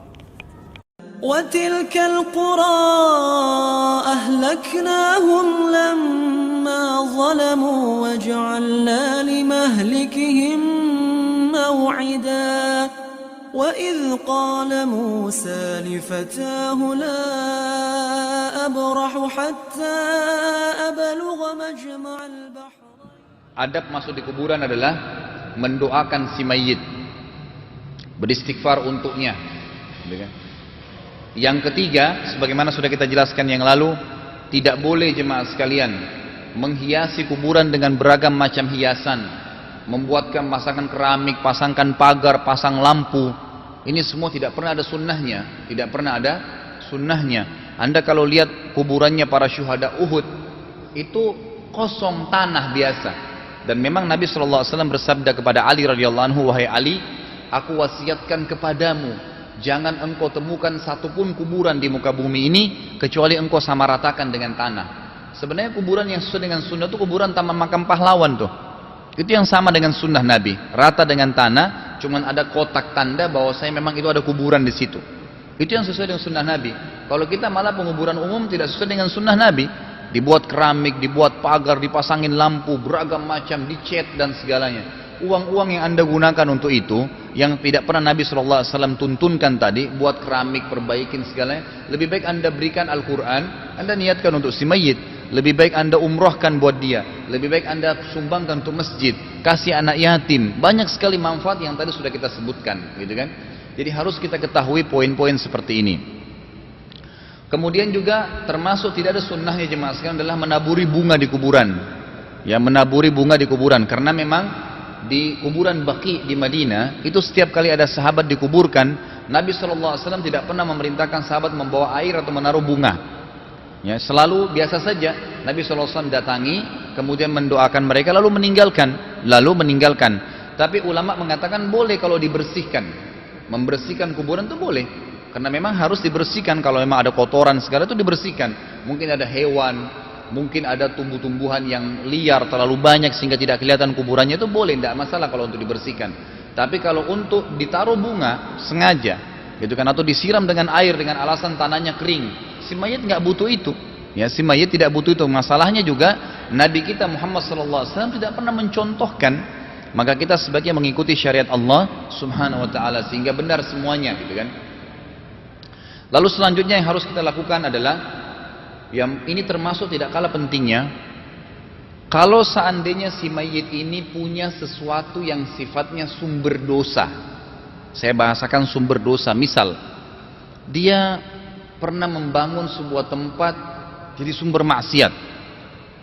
Tempat orang kumpul maksiat, berzina, tempat orang berbuat riba, berbuat maksiat umumnya, maka diwajibkan di sini hukumnya, diwajibkan bagi walinya itu untuk mengubah tempat tersebut, diubah menjadi tempat yang positif. Misal dialihkan menjadi musola, menjadi masjid, dan itu kalau si mayit bisa bicara, dia akan terima kasih dengan walinya. Karena kalau selama itu menjadi tempat maksiat jemaah sekalian, maka akan menjadi penyebab dia juga disiksa di kuburan, karena terus saja berjalan dosanya, Jadi poin yang kelima kalau